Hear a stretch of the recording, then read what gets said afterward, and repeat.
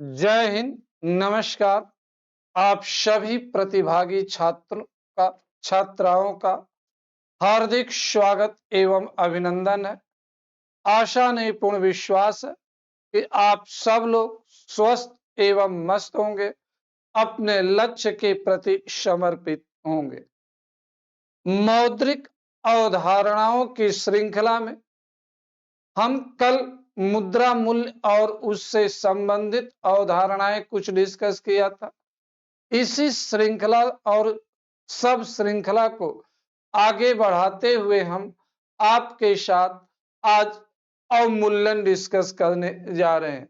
एक बहुत ही महत्वपूर्ण अवधारणा अवमूल्यन, इसके बारे में हम आपके साथ चर्चा करने जा रहे हैं। डिवैल्यूएशन।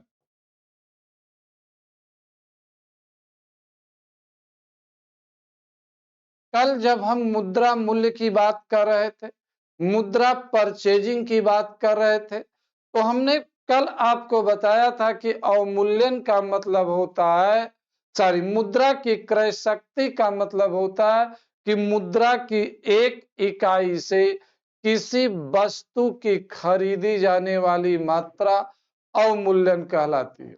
मुद्रा की क्रय शक्ति कहलाती है। मुद्रा की क्रय शक्ति, मुद्रा का मूल्य दोनों एक ही है। आज उसी सीक्वेंस में हम आगे आपको डिस्कस करने जा रहे हैं अवमूल्यन। अवमूल्यन का मतलब होता मूल्यों में गिरावट होना। अवमूल्यन का मतलब मूल्यों में गिरावट होना। तो यहाँ मुद्रा अवमूल्यन की बात हो रही है, तो किसके मूल्य में गिरावट होना? मुद्रा के मूल्य में गिरावट होना। अवमूल्यन शब्द बहुत व्यापक शब्द है। अवमूल्यन का मतलब गिरावट से होना। नैतिक क्षेत्रों में गिरावट हो रही, यह भी अवमूल्यन है। सांस्कृतिक मूल्यों में गिरावट हो रही, वह सांस्कृतिक अवमूल्यन होगा। राजनीतिक मूल्यों में गिरावट हो रही है तो राजनीतिक अवमूल्यन होगा। धार्मिक मूल्यों में गिरावट हो रही है तो उसे हम धार्मिक अवमूल्यन के रूप में देखेंगे। लेकिन यहाँ पर हम केवल मुद्रा के मूल्यों में गिरावट की चर्चा कर रहे हैं। तो आपसे कोई पूछता है कि अवमूल्यन क्या है,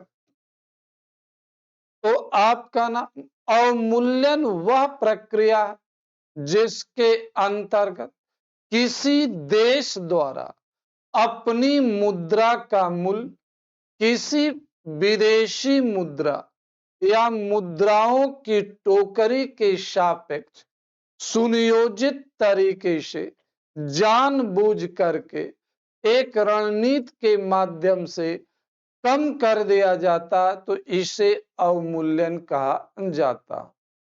अवमूल्यन अपने आप नहीं होता। मुद्रा का अवमूल्यन अपने आप नहीं होता, बल्कि मुद्रा का अवमूल्यन किया जाता है। इसलिए इसे एक आर्टिफिशियल प्रोसेस भी माना जाता है। मुद्रा के अवमूल्यन को आर्टिफिशियल प्रोसेस के रूप में भी देखा जाता। अंडरस्टूड? एक बार फिर हम मुद्रा के अवमूल्यन की परिभाषा को डिस्कस करने जा रहे हैं। मुद्रा का अवमूल्यन वह प्रक्रिया है जिसके अंतर्गत किसी देश द्वारा एक सुनियोजित रणनीति के अंतर्गत अपनी मुद्रा के मूल्य को किसी विदेशी मुद्रा या मुद्राओं की टोकरी के सापेक्ष कम किया जाता। मुद्राओं की टोकरी में शुरू में 5 मुद्राएं थी। संयुक्त राज्य अमेरिका की मुद्रा, जापान की मुद्रा, ब्रिटेन की मुद्रा, फ्रांस की मुद्रा और जर्मनी की मुद्रा। परंतु वर्तमान में 2016 से इसमें अमेरिकी मुद्रा रेड मिम्बी को भी रखा गया। इसमें अमेरिकी मुद्रा रेड मिम्बी को भी सम्मिलित कर लिया गया।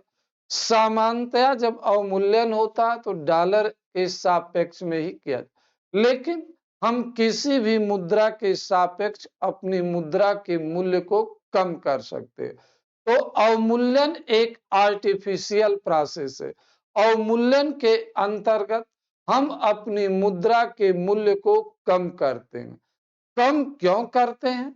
इसके पीछे एक सुनियोजित रणनीति होती है, कारण होता, हमारा उद्देश्य होता। तो अवमूल्यन का उद्देश्य जो होता है, balance of trade and balance of payment को फेवरेबल बनाना। अवमूल्यन का उद्देश्य व्यापार शेष और भुगतान शेष को अनुकूल बनाना होता, अपने निर्यात को बढ़ाना होता, आयात को कम करना होता है।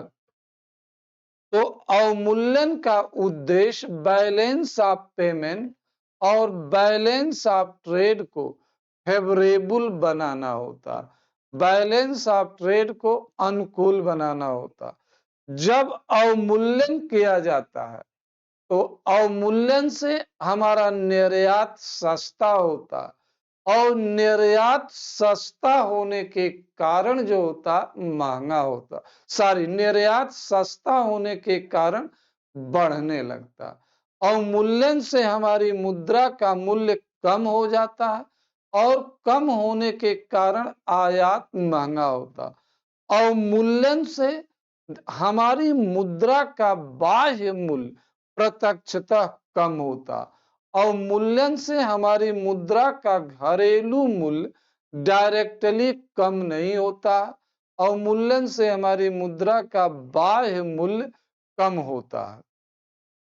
अब हमने कहा कि जब हम अवमूल्यन करते हैं, डिवैल्यूएशन करते हैं, अवमूल्यन की स्थिति में अवमूल्यन करने वाले देश की मुद्रा का घरेलू मूल्य, मुद्रा का घरेलू मूल्य, मुद्रा का घरेलू मूल्य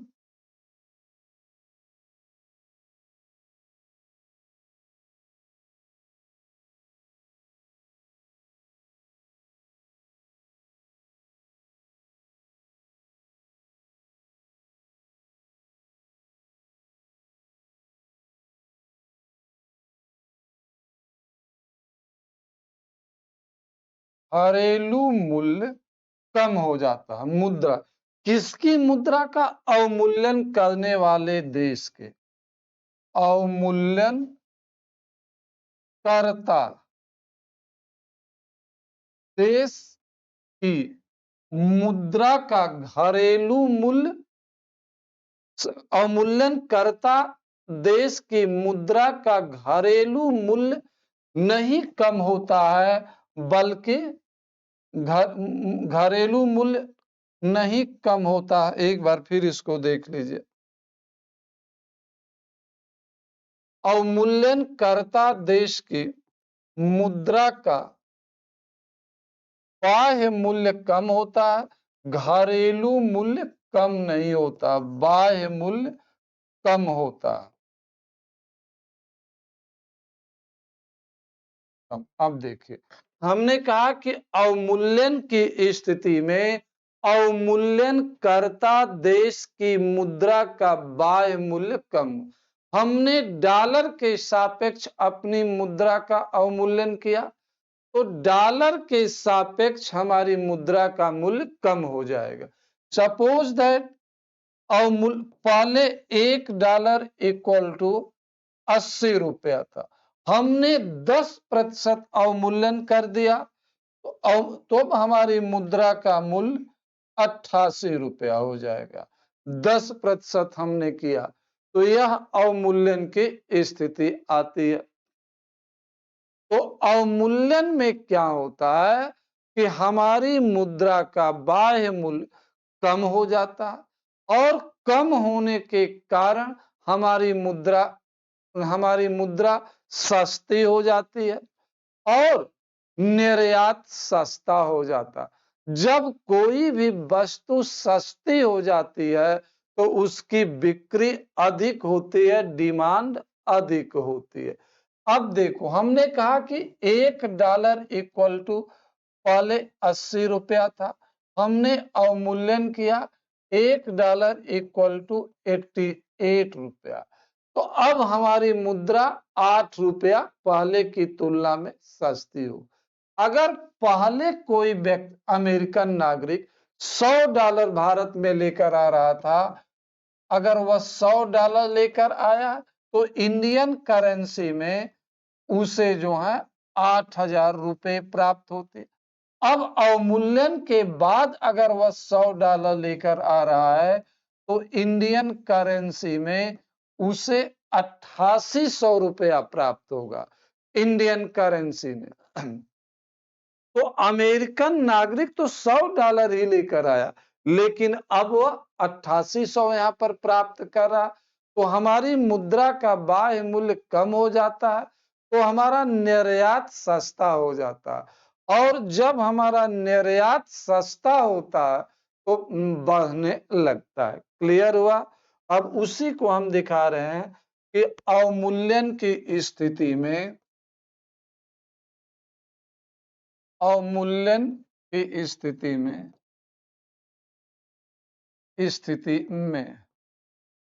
में क्या होता? निर्यात सस्ता होता, निर्यात सस्ता होता, सस्ता होता।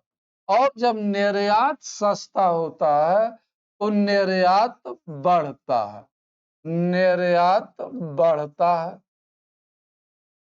और जब निर्यात बढ़ता है तो विदेशी मुद्रा की प्राप्ति भी बढ़ने लगती, विदेशी मुद्रा की प्राप्ति में वृद्धि होने लगती है, प्राप्ति में वृद्धि होने लगती है, होने लगती है यह स्थिति। तो हमने कहा कि अवमूल्यन से हमारी मुद्रा का बाह्य मूल्य कम होता, निर्यात सस्ता होता, निर्यात सस्ता होता तो महंगा हो, बढ़ने लगता। जब निर्यात बढ़ता है तो धीरे धीरे विदेशी मुद्रा की अधिक प्राप्ति होती। क्लियर हुआ? लेकिन जब निर्यात बढ़ने लगता, आपसे यह भी प्रश्न पूछा जाएगा कि जब अवमूल्यन होगा तो इसका मुद्रा स्फीति पर क्या प्रभाव पड़ेगा? अवमूल्यन का मुद्रा स्फीति, अवमूल्यन और मुद्रा स्फीति। देखिए, मुद्रा स्फीति और अवमूल्यन दोनों में मुद्रा के मूल्यों में गिरावट होती है। जब अवमूल्यन होगा, अवमूल्यन की स्थिति में, अवमूल्यन की स्थिति में निर्यात बढ़ता है, निर्यात, जब निर्यात बढ़ेगा तो यह संभव है कि घरेलू बाजार में वस्तुओं की उपलब्धता कम हो जाए, घरेलू बाजार में वस्तुओं की उपलब्धता कम हो जाए, वस्तुओं की उपलब्धता कम हो जाए। और जब उपलब्धता वस्तुओं की कम होगी तो मांग बढ़ती है, मांग पूरा नहीं हो पाती है, और तो ऐसी स्थिति में मुद्रा स्फीति बढ़ेगी। तो कहा जाता है कि अवमूल्यन से कालांतर में आगे चल करके मुद्रा स्फीति में भी वृद्धि होती है, एक कारण होता है। हमने शुरू में कहा कि अवमूल्यन हमारे मुद्रा के केवल बाह्य मूल्य को प्रभावित करता है डायरेक्टली, वह डायरेक्टली घरेलू मूल्य को प्रभावित नहीं करता।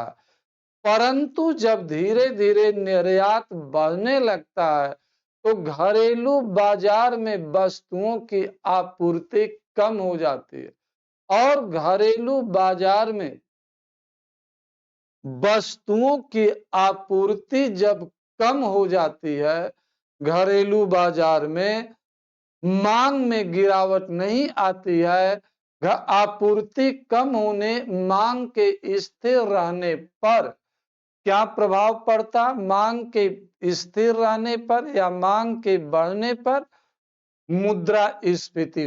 तो अवमूल्यन एक समय के बाद दीर्घकाल में मुद्रास्फीति को भी उत्पन्न करता। हमने कहा कि अवमूल्यन से निर्यात बढ़ता है, अवमूल्यन से मुद्रास्फीति भी आगे चल करके बढ़ती है। अवमूल्यन और आयात, अवमूल्यन और आयात, अवमूल्यन और आयात, डिवैल्यूएशन एंड इंपोर्ट। अवमूल्यन के कारण हमारी मुद्रा का मूल्य कम हो जाता, बाह्य मूल्य कम हो जाता, हमारी मुद्रा महंगी हो जाती है। जब हमारी मुद्रा महंगी हो जाती है तो आयात महंगा हो जाता है, और जब कोई वस्तु महंगी हो जाती है तो उसके महंगी होने के कारण उसकी डिमांड कम होती है, उसकी आपूर्ति कम हो जाती है। सामान्य तौर पर महंगी वस्तुओं की खरीदारी कम होती है। तो आपसे पूछा जाए कि अवमूल्यन का आयात पर क्या प्रभाव पड़ता, तो अवमूल्यन के कारण आयात में गिरावट होती है, क्योंकि हमारी मुद्रा का मूल्य कम हो चुका। अवमूल्यन से आयात में कमी आती है, और जब आयात में कमी होगी तो विदेशी मुद्रा की बचत होती है। आयात पर हम कम खर्च करते हैं, आयात में गिरावट आती है और विदेशी मुद्रा की बचत होती है, बचत होती है। क्लियर हुआ? अवमूल्यन से घरेलू मुद्रा के बाह्य मूल्य में गिरावट आती है तो आयात महंगा होता, आयात महंगा होने से आयात कम होता, आयात जब कम होगा तो घरेलू विदेशी मुद्रा की बचत होती है। आयात कम होता है, निर्यात बढ़ता है, तो इससे हमारा व्यापार घाटा धीरे धीरे कम होता है और हमारा बैलेंस ऑफ ट्रेड जो होता है फेवरेबल होने लगता है। बैलेंस ऑफ ट्रेड फेवरेबल होता है तो आगे चलकर बैलेंस ऑफ पेमेंट भी फेवरेबल होने लगता है। क्लियर हुआ? तो हमने क्या बताया, एक बार मैं फिर रिपीट कर रहा हूं, समझिए। अवमूल्यन की स्थिति में आयात महंगा हो जाता, आयात जब महंगा होता तो आयात कम होता, आयात जब कम होता है तो घरेलू मुद्रा विदेशी मुद्रा की बचत होती है। अवमूल्यन से आयात कम होने पर विदेशी मुद्रा की बचत होती है, विदेशी मुद्रा की बचत जब होती है तो हमारा व्यापार शेष अनुकूल होता है। हमें विदेशी दायित्वों को पूरा करने के लिए हमारे पास सफिशिएंट मात्रा में जो है विदेशी मुद्रा भंडार उपलब्ध होने लगते हैं। तो अवमूल्यन से व्यापार घाटा कम होता, व्यापार घाटा जब कम होगा तो व्यापार शेष अनुकूल होगा, बैलेंस ऑफ ट्रेड फेवरेबल होगा, बैलेंस ऑफ ट्रेड फेवरेबल होगा तो बैलेंस ऑफ पेमेंट फेवरेबल होगा। अंडरस्टूड? एक दूसरा पक्ष भी है, अवमूल्यन से आयात कम होता, जब आयात कम होता है तो विदेशी वस्तुओं की उपलब्धता बाजार में कम हो जाती है। आयात के कारण आयात कम होने के कारण विदेशी वस्तुओं की उपलब्धता कम हो जाती है। तो ऐसी स्थिति में हमारी जब आपूर्ति प्रभावित होती है तो मुद्रास्फीति उत्पन्न होने की संभावना बन जाती है। अगर सरकार ने आपूर्ति को घरेलू उत्पादन से संतुलित करने का सफल प्रयास नहीं किया तो मुद्रास्फीति उत्पन्न। उधर आपने देखा कि अवमूल्यन से निर्यात बढ़ता है तो देश में घरेलू वस्तुओं की आपूर्ति कम हो जाती है तो मुद्रास्फीति उत्पन्न होती है। दूसरी तरफ अवमूल्यन से आयात कम हो जाता है तो विदेशी वस्तुओं की आपूर्ति कम हो जाती है जिससे मुद्रास्फीति तो अत्यधिक निर्यात बढ़ने से, अत्यधिक आयात के कम होने से मुद्रास्फीति उत्पन्न होती है। यह क्लियर, अंडरस्टूड? अच्छा, जब अवमूल्यन से घरेलू बाजार में विदेशी वस्तुओं की डिमांड, विदेशी वस्तुओं की सप्लाई कम होने लगती है, घरेलू वस्तुओं की मांग विदेशों में बढ़ने लगती है, तो इसके कारण जो होता, सरकार घरेलू उद्योगों को प्रोत्साहन देती है। इससे घरेलू उद्योगों का विकास होता है, एम्प्लॉयमेंट क्रिएशन होता, रोजगार उत्पन्न होता। तो कहा जाता है कि दीर्घकाल में आगे चल करके कुछ वर्षों के बाद अवमूल्यन औद्योगिक विकास को बढ़ावा देता, आर्थिक विकास। लेकिन यह सब कुछ दीर्घकाल में होगा, अति अल्पकाल में या अल्पकाल में यह नहीं होगा। अंडरस्टूड? अभी हमने आपको बताया कि अवमूल्यन वह प्रक्रिया जिसके अंतर्गत किसी देश द्वारा अपनी मुद्रा का मूल्य किसी विदेशी मुद्रा या मुद्राओं की टोकरी के सापेक्ष कम कर दिया जाता, टोकरी के सापेक्ष कम कर दिया जाता है। अवमूल्यन हमारी मुद्रा के बाह्य मूल्य को प्रत्यक्षतः प्रभावित करता, हमारी मुद्रा का बाह्य मूल्य कम हो जाता। मुद्रा के बाह्य मूल्य कम होने के कारण हमारी मुद्रा सस्ती हो जाती है। जब हमारी मुद्रा सस्ती होती है, हमारी मुद्रा का मूल्य कम होता, तो हमारा निर्यात धीरे धीरे बढ़ता है।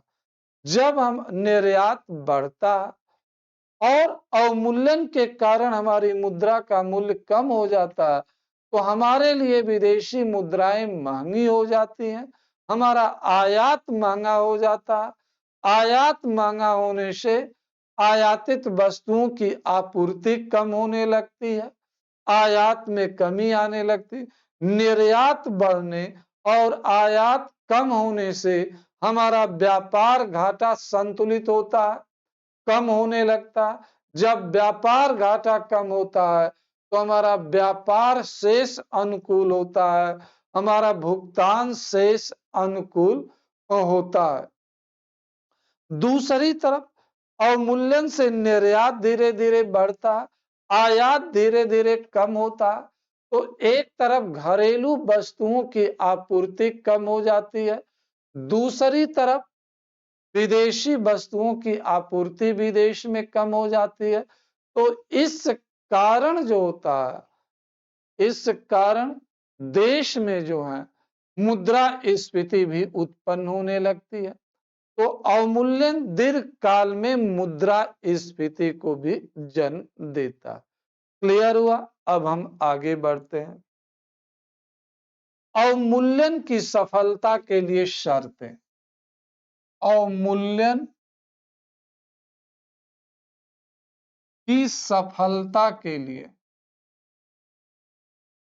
सफलता के लिए शर्तें के लिए शर्तें, अवमूल्यन की सफलता के लिए। देखिए, अवमूल्यन की सफलता के लिए दो शर्तें। पहला, counter devaluation should be not exist, प्रति अवमूल्यन नहीं होना चाहिए, प्रति अवमूल्यन नहीं होना चाहिए, प्रति अवमूल्यन नहीं होना चाहिए।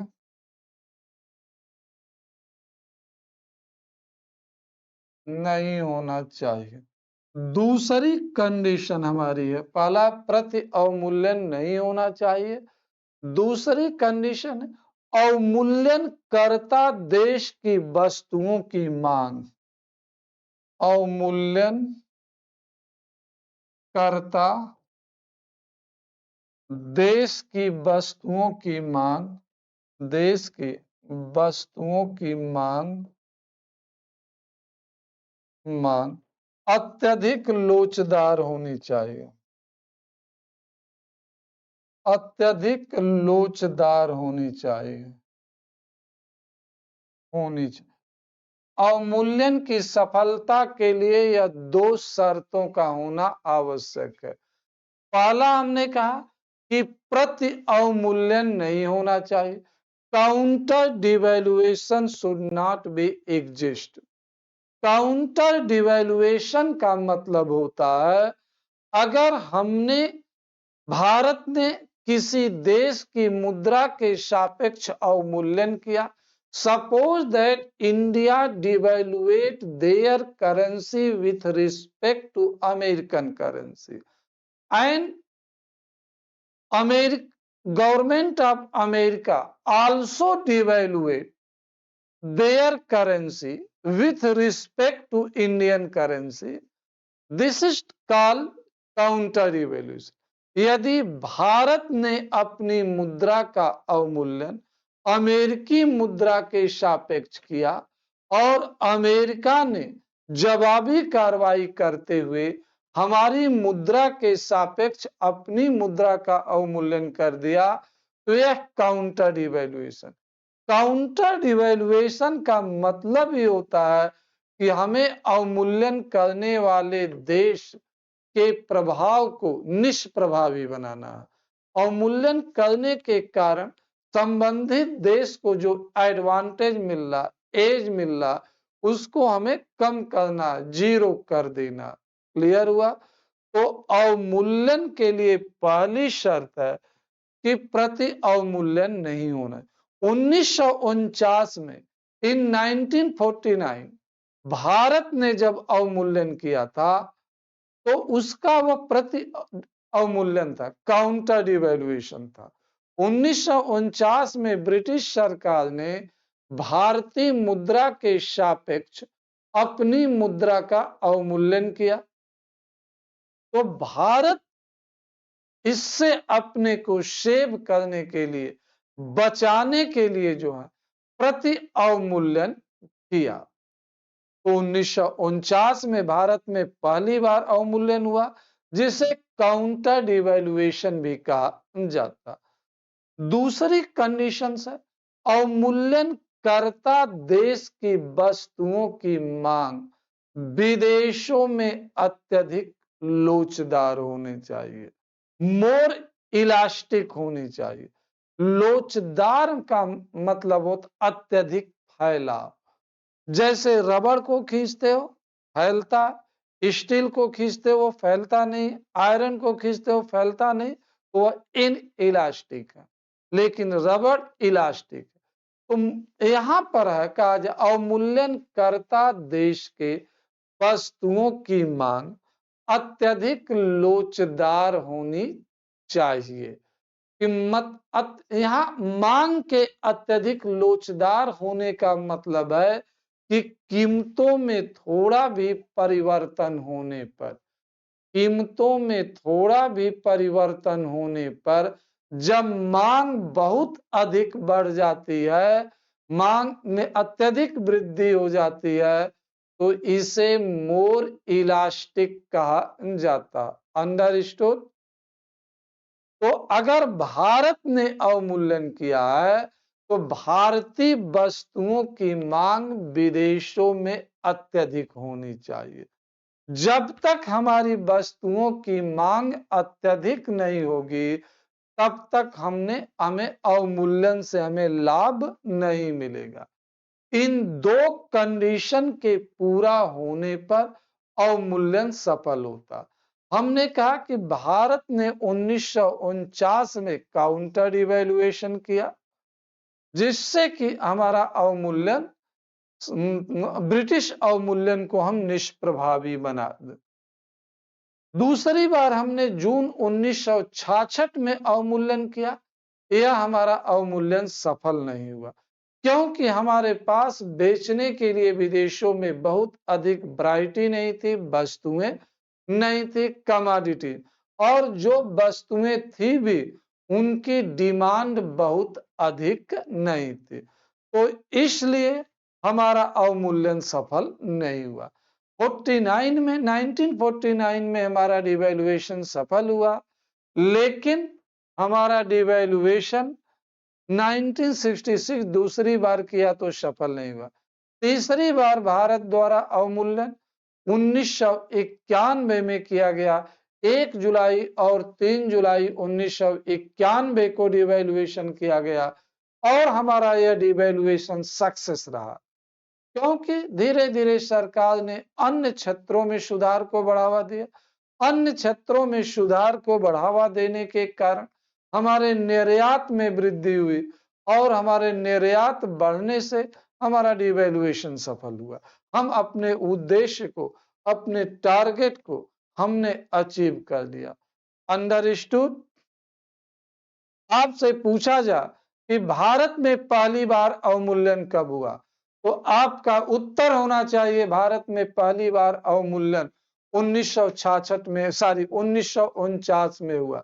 भारत में कब कब अवमूल्यन हुआ, तो भारत में 1949, 1966, 1991 में। भारत में अब तक 3 बार अवमूल्यन हुआ। क्लियर? अब आगे बढ़ते। अवमूल्यन से ही संबंधित हमारा है जे वक्र विश्लेषण। अवमूल्यन से ही हमारा संबंधित है जे वक्र विश्लेषण।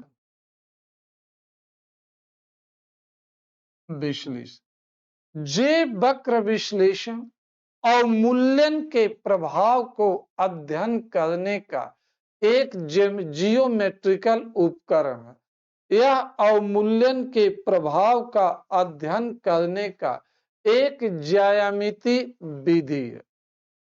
यह अवमूल्यन के प्रभाव का अध्ययन करने का एक जियोमेट्रिकल मेथड है। अंडरस्टूड?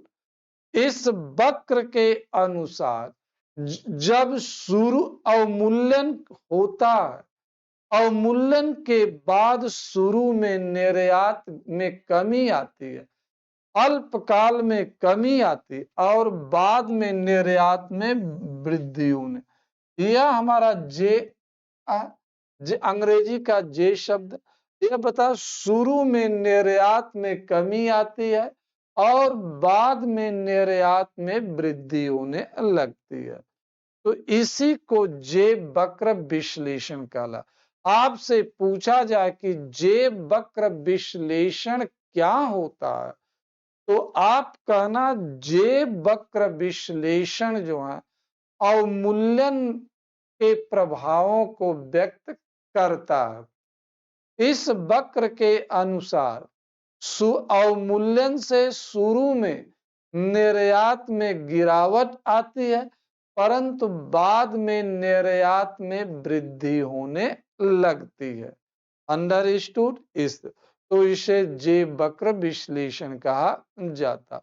अवमूल्यन का तुरंत हमें लाभ नहीं मिलता, अवमूल्यन का लाभ हमें दीर्घकाल में मिलता। कोई भी देश जब अवमूल्यन करता तो इस संदर्भ में वह अंतर्राष्ट्रीय मुद्रा कोष को सूचित करता, वह इंटरनेशनल मॉनिटरी फंड को इस बारे में जानकारी उपलब्ध कराता। आपसे पूछा जा भारत में अवमूल्यन किसके द्वारा, तो अवमूल्यन का काम देश की जो शीर्ष मौद्रिक संस्था होती है, मॉनिटरी इंस्टीट्यूशन होता है, जो मौद्रिक संस्था होती है, उसके द्वारा अवमूल्यन का काम किया जाए। तो भारत में अवमूल्यन का कार्य आरबीआई के द्वारा किया जाता है। यह वनडे एग्जाम में प्रश्न पूछा गया कि अवमूल्यन कौन करता है, तो आप कहना कि अवमूल्यन भारत में आरबीआई करती है। अवमूल्यन से ही संबंधित एक वर्ड है मुद्रा युद्ध, करेंसी वार। अवमूल्यन से ही रिलेटेड है करेंसी वार, मुद्रा युद्ध। देखिए, जब दो देशों के बीच एक दूसरे के प्रति अपनी मुद्राओं का मूल्य कम करने की प्रतिस्पर्धा शुरू हो जाती है। जब दो देशों के बीच एक दूसरे के प्रति अपनी मुद्राओं का मूल्य कम करने की प्रतिस्पर्धा शुरू हो जाती है तो इसे डिवैल्यूएशन कहते हैं, इसे अवमूल्यन कहते हैं। मुद्रा युद्ध कहते हैं। आपसे पूछा जाए व्हाट इज करेंसी वार, तो आप कहना जब दो देशों के बीच एक दूसरे की मुद्रा के सापेक्ष अपनी मुद्रा का मूल्य कम करने की प्रतिस्पर्धा शुरू हो जाती है तो इसे मुद्रा वार कहते हैं, डिवैल्यूएशन कहते हैं, सॉरी करेंसी वार कहते हैं।